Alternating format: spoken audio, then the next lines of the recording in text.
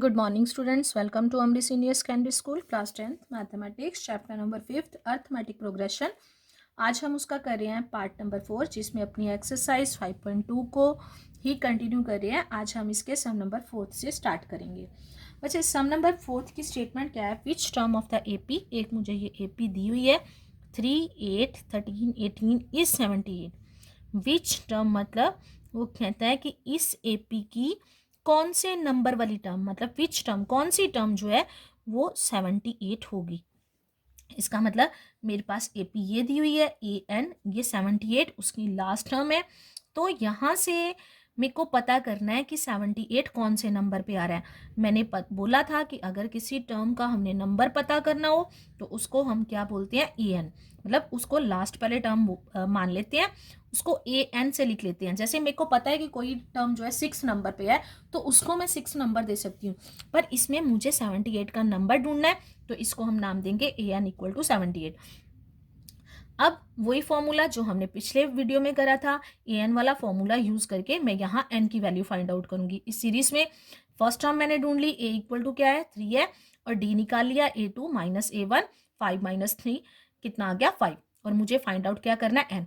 ए n का formula लगाएंगे a plus n minus 1 into d, और यहाँ ए एन की वैल्यू 78, ए की value 3 plus n minus 1 into 5, d की वैल्यू थी, एन तो मेरे को ढूंढना है।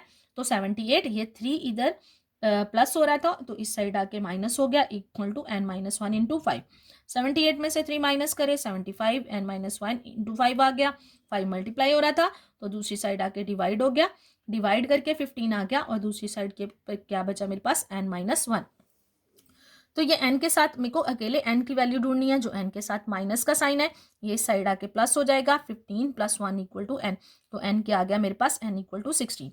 ये इस सम का आंसर है। ऐसे ही इसका पार्ट नंबर जो है, सम नंबर जो है वो 5th है। इसके 2 पार्ट है, इसमें से एक पार्ट मैं करवा रही हूँ, सेकेंड वाला पार्ट आप खुद करोगे। इसमें भी सेम ही क्वेश्चन पूछा गया है, n ही मेरे को ढूंढना है, पर क्वेश्चन को पूछने का थोड़ा सा तरीका बदल लिया।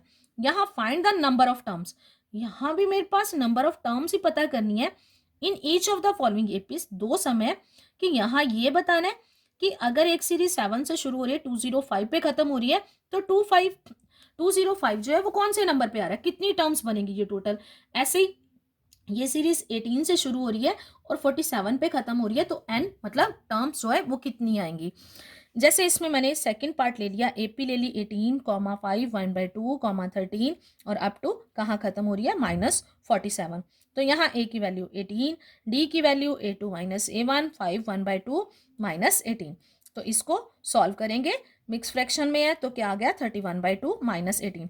एलसीएम ले लिया, 2 और 1 का एलसीएम 2, और ये यहाँ मल्टीप्लाई हो गया 31, 18 के साथ 2 मल्टीप्लाई हुआ तो 36, 36 में से 31 माइनस करे, बड़े नंबर का साइन साथ में आ गया माइनस, और 5/2। अब बच्चे मेरे पास जो वैल्यू है ए एन की, जो वैल्यू है बच्चे ए एन की वैल्यू है मेरे पास -47, और मेरे को एन फाइंड आउट करना है। तो मैंने यहाँ ए एन का फॉर्मूला लिखा, equal to a plus n minus 1 into d. A n की वैल्यू -47, ए की जगह पे ए की वैल्यू 18, और एन की मेरे को ढूंढनी है वैल्यू एन माइनस 1, और डी की वैल्यू -5/2 लगा दिया। तो ये प्लस का था तो इस साइड आके माइनस का हो गया, उस साइड बच गया n-1 और साथ में -5/2। तो यहाँ इन दोनों को प्लस करके क्या आ गया, -65, क्योंकि माइनस माइनस प्लस और साथ में साइन माइनस का। तो इस साइड पे है मेरे पास -5/2, और दूसरी साइड ये मल्टीप्लाई हो रहा था तो इस साइड आके डिवाइड हो गया, तो ये बन गया 2/-5। माइनस से माइनस यहाँ कट गया, और यहाँ 5 और 65 की कटिंग होगी तो 13 आ गया। 13 इंटू 2 क्या बन गया 26, इक्वल टू n-1, और ये 1 माइनस हो रहा था दूसरी साइड आके 26 में प्लस हो गया, तो n की वैल्यू कितनी आ गई मेरे पास 27। मतलब अगर कोई सीरीज 18 से शुरू हो रही है तो -47 पे खत्म हो रही है, तो उसमें नंबर ऑफ टर्म्स मेरी कितनी बन रही है 27। अब जैसे बच्चे मैंने सम नंबर 6 ले लिया, यहाँ लिखा है check whether -150 is the term of the AP 11852। इसका मतलब ये होता है सारी टर्म्स, जो मर्जी नंबर किसी सीरीज में नहीं आ सकता, अपने डिफरेंस के हिसाब से सीरीज बनती है। ठीक है, कि जैसे यहाँ -3 का डिफरेंस चल रहा है तो अगर मैं ये कहीं जाके ये डिफरेंस को -3 की जगह -2 ले लूँगी तो वो मेरी सीरीज़ तो बनेगी नहीं, वो मेरी सीरीज़ गलत हो जाएगी। तो इसलिए कोई भी नंबर किसी सीरीज़ में नहीं आ सकता। अब हमें यहाँ चेक करना है, यही बोला गया है कि इस सीरीज़ में क्या -150 नंबर आ सकता है, कि ये इस सीरीज़ की टर्म हो सकती है। तो इसके लिए भी मेरे को पहले किसको मानना है, इसको मेरे को an ही मानना है। ये मैंने सीरीज लिख ली, इसको मैंने an मान लिया। और a इक्वल टू, अगर मैं यहाँ n की वैल्यू निकालनी है तो अगर 150 आता होगा तो उसको कोई ना कोई नंबर आएगा। तो a इक्वल टू 11, जैसे यहाँ मैंने डिफरेंस निकाल लिया, d equal to a2 minus a1 -3 आ गया। तो मैंने an का फॉर्मूला यहाँ लगा लिया, तो an की वैल्यू यहाँ आ गई और फिर a की value 11 plus n minus 1 into D की वैल्यू कर दी। तो -150 इक्वल टू 11 और 3 को n के साथ मल्टीप्लाई करा, -3 के साथ मल्टीप्लाई कर रहे हैं तो -3n, और -1 और -3 को मल्टीप्लाई करा तो +3। तो अब यहाँ आ गया ये -150, 11 में मैंने 3 को प्लस करा तो 14 आ गया, प्लस -3, तो -150, ये 14 इधर प्लस का था, दूसरी साइड जाके माइनस का, तो यहाँ -3n बच गया मेरे पास। -150 और -14 -164, माइनस माइनस कट गया, तो 164 n मल्टीप्लाई हो रहा था तो यहाँ डिवाइड हो गया इक्वल टू n। अब यहाँ जब मैंने सम को सॉल्व करा तो n की वैल्यू क्या आ गई मेरे पास, n इक्वल टू -164/3। तो मैंने यहाँ लिख दिया n is not equal to 164/3, कि n की n should not be negative and should not be in fraction. अब यहाँ क्योंकि n की वैल्यू जो है फ्रैक्शन में आ रही है, तो n मतलब होता है किसी नंबर, जैसे हम आप ही क्लास में स्टूडेंट हो तो आपको हम रोल नंबर देते हैं 1 2 3, ना तो हम आपके रोल नंबर के साथ काउंटिंग करते हैं, तो ना तो हम नेगेटिव साइन लगाते हैं, ना ही आपकी किसी चीज़ की काउंटिंग को हम फ्रैक्शन में लिखते हैं। अगर n की वैल्यू के साथ माइनस का साइन आ जाए या n की वैल्यू जो है वो फ्रैक्शन में आ जाए, तो दोनों केसेस में वो n की वैल्यू जो है वो रिजेक्ट हो जाती है। तो इसका मतलब ये हुआ कि अगर मैं -150 को ढूंढ रही थी कि वो इस सीरीज में आएगा कि नहीं आएगा, तो मेरी n की वैल्यू फ्रैक्शन में आ गई, तो इसका मतलब ये क्या है कि -150 is not the term of this AP, कि इस एपी की वो टर्म नहीं हो सकती, और किसी भी सीरीज में ये आ सकता है पर इस सीरीज में ये नहीं आएगा। ऐसे बच्चे यहाँ मैंने सम नंबर 7th 9th और 8th ऐसे मैंने इनकी स्टेटमेंट लिखी है, क्योंकि ये तीनों सम एक जैसे हैं। इसमें सम नंबर 8th मैंने सॉल्व करवाया और सम नंबर 7th और 9th जो है वो अपने आप निकालोगे।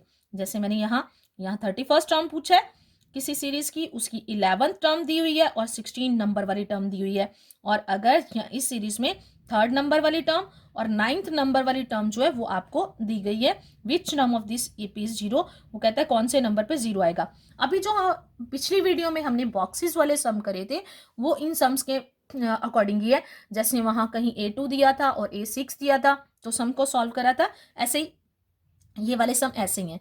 अब सम नंबर 8 की स्टेटमेंट देखते हैं। ये दोनों जो सम है इस सम के जैसे हैं, तो मैं एक सम यहाँ सॉल्व करवा रही हूँ। अब 8th सम की स्टेटमेंट है, an AP consist of 50 term, कि एक एपी में टोटल 50 टर्म्स हैं, इन विच 3rd टर्म इज 12, उसकी 3rd नंबर वाली जो टर्म है वो 12 है, and the last term is 108, find the 29th term. जैसे इसमें उन्होंने यहाँ लिख दिया कि 50 टर्म्स है, तो 3rd टर्म 12 है और लास्ट टर्म लिख दिया 106 है, तो यहाँ इसका उल्टा है 31st टर्म पता करनी है, 11th टर्म ये है और 16 टर्म ये है, तो मतलब 11th और 16 का फॉर्मूला लगा के ए और डी की वैल्यू निकालोगे और 31st निकाल दोगे। ऐसे ही इस सम को सॉल्व करने के लिए मेरे पास number of term consist of 50 term, मतलब n की वैल्यू 50 है, A3 दिया हुआ है, 3rd टर्म लिखा है तो मैं लिखूंगी A3 इक्वल टू 12, और an मतलब लास्ट टर्म। अगर किसी एपी में टोटल 50 टर्म है तो लास्ट वाली टर्म जो है उसका नंबर A50 होगा, तो मैंने यहां लिख लिया है an कि लास्ट टर्म उन्होंने बोला है, तो लास्ट टर्म 50 टोटल टर्म है, तो लास्ट टर्म का नंबर क्या बन गया A50, तो वो किसके इक्वल है 106 के, तो मेरे को A29 पता करना है। अब जैसे इस सम में n इक्वल टू 50 है, A3 मैंने सबकी वैल्यू ले ली, मेरे पास जो फॉर्मूला है वो ले लिया A3 का, a + 2d, वहाँ A3 की वैल्यू मेरे पास 12, a + 2d, इसको मैंने इक्वेशन लिख लिया 1, और A50 का सीधा डायरेक्ट फॉर्मूला मैं यहाँ लगा रही हूँ A+49D, और A50 की वैल्यू है 106 और A+49D ये सेकंड बन गई। और वैसे ही जैसे मैंने पिछली वीडियो में करवाए थे फ्रॉम 1 and 2, फर्स्ट में और मैंने सेकंड इक्वेशन उनको नंबर दिया था वो लिख ली, अब फर्स्ट में से सेकंड इक्वेशन को माइनस कर रहे हैं। तो यहाँ साइन चेंज हो गए, जब माइनस करेंगे तो नीचे वाली इक्वेशन के साइन चेंज हो गए। 49 में से 2 को माइनस करा तो माइनस का 47 आएगा, तो 106 में से 12 को माइनस करेंगे तो माइनस का 94 आ गया, कट गए माइनस के साइन, तो D इक्वल टू 94, ये 47 मल्टीप्लाई हो रहा था, डिवाइड कटिंग करके क्या आ गया 2 फ्रॉम 1। अब फ्रॉम 1 से क्या करेंगे, हमने A की वैल्यू फाइंड आउट करनी है, A+2D। अब A की वैल्यू इक्वेशन 1 क्या है, A+2D इक्वल टू 12, तो A+2 इंटू D की वैल्यू आ गई इक्वल टू 12, तो A+2 इंटू 2 4 इक्वल टू 12, तो A इक्वल टू 12, 4 दूसरी साइड जाके माइनस हो गया इक्वल टू 8। अब A की वैल्यू आ गई 8 और मेरे पास D की वैल्यू क्या आ गई है 2। अब हमने निकालना क्या है A29। अब अच्छा A की वैल्यू लिख ली मैंने, D की वैल्यू लिखनी, मुझे कौन से नंबर वाली टर्म पता करनी थी 29, तो इक्वल टू A+28D। उसका मैंने डायरेक्ट फॉर्मूला, A की जगह पे A की वैल्यू 28, D की जगह पे D की वैल्यू 8, 28 को 2 के साथ मल्टीप्लाई करा तो 56, 8 में 56 को प्लस करा तो 64। आगे आ गया बच्चे मेरा सम नंबर 10th आ गया, the 17th term of an AP exceeds its 10th term by 7, find the common difference। ये सम छोटा सा है, इसके साथ अब मैंने 10th सम के बाद डायरेक्ट 16 सम लिया क्योंकि ये दोनों सम आपस में मैच करते थे, बीच वाले सम मैंने अभी छोड़े हुए हैं, तो ये मैं 10th के बाद सीधा 16 ले रही हूँ। जो एक जैसे सम है वो मैं इकट्ठे इकट्ठे उनमें से एक पार्ट मैं करवा रही हूँ और बाकी के पार्ट साथ में आपके होमवर्क के लिए रख रही हूँ। तो जो सम मैंने वीडियो में सॉल्व नहीं करे उनकी स्टेटमेंट लिखी हुई है साथ में, आप उनको अपने आप सॉल्व करके अपनी फेयर कॉपीज कंप्लीट करोगे। जैसे सम नंबर 10 में क्या है, the 17th term of an AP exceed its 10th term, कि किसी सीरीज की 17 नंबर वाली जो टर्म है उसकी 10th नंबर वाली टर्म से 7 ज्यादा है, एक्सीड मतलब ज्यादा है। फाइंड द कॉमन डिफरेंस, मुझे क्या निकालना है, सिर्फ D निकालना है, कॉमन डिफरेंस निकालना है। तो अकॉर्डिंग टू स्टेटमेंट कि जो उसकी 17 नंबर वाली टर्म है उसकी 10th टर्म से 7 ज्यादा है, मतलब कि 10th टर्म में 7 प्लस करेंगे तो वो A17 के इक्वल हो जाएगा, या 17 नंबर वाली जो टर्म है वो 10th टर्म से 7 ज्यादा है, तो इसका मतलब दोनों का डिफरेंस, या इसको यहां से शुरू कर सकते हो या इसको डायरेक्ट अकॉर्डिंग टू स्टेटमेंट यहां से लिख सकती हो कि उन दोनों का डिफरेंस जो है वो क्या है 7। अगर मैं ऐसे भी लिखती हूँ तो इस साइड ये प्लस का, इस साइड जाके माइनस का हो गया इक्वल टू 7। अब यहाँ मैंने पहले A17 का फॉर्मूला लगा लिया। अब यहाँ मेरे पास A और D की कोई वैल्यू नहीं है, 17 नंबर वाली टर्म की कितनी वैल्यू कुछ नहीं दिया, मैंने सिर्फ उनके फॉर्मूले लिखने हैं। तो क्या आ गया A+16D माइनस इसका फॉर्मूला लिख लिया, माइनस A10 का फॉर्मूला, उसे मुझे ब्रैकेट में लिखना पड़ेगा क्योंकि बीच में माइनस का साइन है, तो ये जब खोलेंगे इस फॉर्मूले के तो दो टर्म बनेगी A+9D इक्वल टू 7। अब बार माइनस है तो जब इसको हटाएंगे तो अंदर वाले साइन चेंज हो जाएंगे, तो क्या आ गया A+16D minus A minus 9D equal to 7, minus का A प्लस का A कट गए तो 16 माइनस 9 7D इक्वल टू 7, और D इक्वल टू 7/7 कटिंग करके क्या आ गया 1। बच्चे मैंने बोला था कि अभी इसके साथ का मिलता जुलता सम है 16, इसलिए पहले मैंने उस सम को ले लिया। अब सम नंबर 16 की मेरे पास जो स्टेटमेंट है वो क्या है, determine the AP whose third term is 16 and the 7th term exceed the 5th term by 12, कि मतलब मेरे को एक AP बनानी है, इसमें सिर्फ उन्होंने डिफरेंस पूछा था तो इसमें मेरे को एक AP बनानी है, इसमें उससे एक एक्स्ट्रा चीज दे दी कि उसकी एक थर्ड टर्म मुझे साथ में मेंशन कर दी, क्योंकि थर्ड टर्म मेरे को मेंशन करी है तो उसके हिसाब से फिर मैं आगे की उसकी टर्म्स बनाऊंगी। और साथ में क्या दिया है 7th term exceeds the 5th term by 12, ये पिछला सम 17 टर्म, यहां से मतलब 7th term exceeds the 5th term by 12, ये ऊपर वाले सम जैसी स्टेटमेंट है। जब मैं इस फॉर्म सम के अकॉर्डिंग इसको सॉल्व करूंगी तो मेरे पास D की वैल्यू निकल आएगी, तो जो थर्ड टर्म है A3 का फॉर्मूला लगा के मैं वहां D की वैल्यू फिल करूंगी तो मेरे पास A की वैल्यू आ जाएगी, तो मैं AP बना सकती हूँ। तो इसके लिए जैसे मैंने यहाँ लिख लिया अकॉर्डिंग टू स्टेटमेंट, मेरे पास क्या है कि A3 इक्वल टू 16 दिया हुआ है और A3 का फार्मूला क्या होता है A+2D इक्वल टू 16, इसको मैंने इसका फॉर्मूला लिख के 1 नंबर देके छोड़ दिया। अब अगली लाइन देखिए, अकॉर्डिंग टू स्टेटमेंट कि 7th टर्म से फिफ्थ नंबर वाली टर्म 12 जाता है, मतलब दोनों का difference A7 minus A5 equal to 12। Same पिछले सम के जैसे फॉर्मूला लिखा, A+6D minus A+4D equal to 12, bracket खोली, साइन चेंज, A से A कट गया, 6D में से 4D को माइनस करा तो 12, तो सॉरी इक्वल टू 12 था, 6D में से 4D को माइनस करा तो 2D equal to 12, D equal to 12 के 2 इधर D के साथ मल्टीप्लाई हो रहा था, इधर डिवाइड हो गया, कटिंग करके कितना आ गया मेरे पास 6। बच्चे D की वैल्यू आ गई 6, फ्रॉम 1 A की वैल्यू निकालेंगे, A+2 into 6 equal to 16, A+12 equal to 16, तो A इक्वल टू 16, 12 प्लस का था, इधर आके माइनस का हो गया, इक्वल टू 4। तो मैंने AP बनानी है, तो AP बनाने के लिए कम से कम मैं इसकी 4 टर्म्स ढूंढ लेती हूँ, A1 equal to A equal to 4, तो A2 का फार्मूला जैसे हम 5.1 में करते थे, A1 प्लस D, तो 4 plus 6 10, A3 A2 plus D। यहाँ आप इसका दूसरा फॉर्मूला भी लगा सकते हो, जो हम ऐसे डायरेक्ट लगा रहे हैं, A7 का जैसे मैंने यहाँ लगाया, A+D लिख सकते हो, A3 A+2D लिख सकते हो, दोनों फॉर्मूले से आप इस सम को सॉल्व कर सकते हो।